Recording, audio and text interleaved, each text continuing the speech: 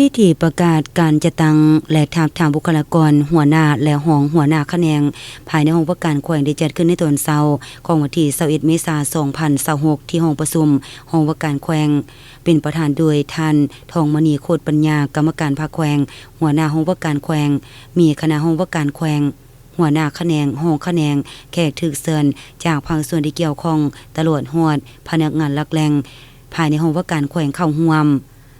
ในพิธีต่างหน้าคณะจัดตั้งแขวงได้ขึ้นผ่านข้อตกลงของทานประธานคณะกรรมการปกครองแขวงว่าด้วยการยกย้ายพนักงานลงกสหทานการเมืองตามสายตังไปประจำการอยู่ห้องว่าการเมืองปากสัน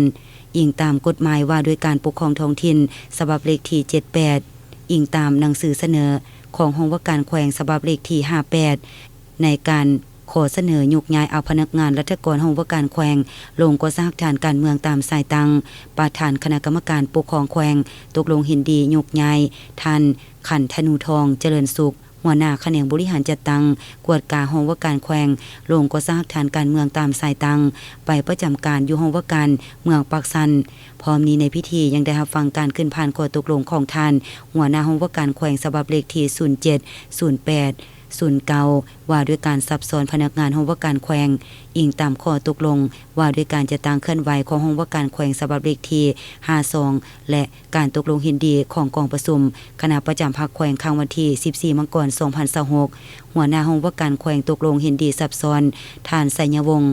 ประภัสสลังคณะด้านสากลน้ำพาวมาประจำการเป็นหัวหน้าห้องการบริการผ่านประตูเดียวเห็นดีซับซ้อนทานแก้วอุดรใส่ประเสริฐพนักงานรัฐกรสังกัดอยู่คะแนนอนุสรณ์สถานและอนุสาวรีย์แขวงไปประจำการอยู่หน่วยงานติดตามนิติกรรมของแขวงเห็นดีซับซ้อนทานนางอุไลพรวิไลวงศ์พนักงานรัฐกรสังกัดอยู่คะแนนอนุสรณ์สถานและอนุสาวรีย์แขวงไปประจำอยู่คะแนนเลขาและเอกสารขาเข้าขาออก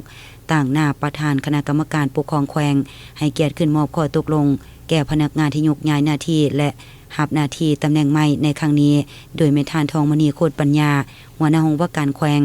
พร้อมเดียวกันนั้นในตอนท้ายของพิธีบรรดาพนักงานหลักแหล่งที่เข้าร่วมกองประชุมยังได้พร้อมกันป้อนบัตรทาบทามบุคลากรหัวหน้าคะแนนห้องคะแนนเพื่อบรรจุเข้าในตำแหน่งงานภายในห้องว่าการแขวงเติมอีก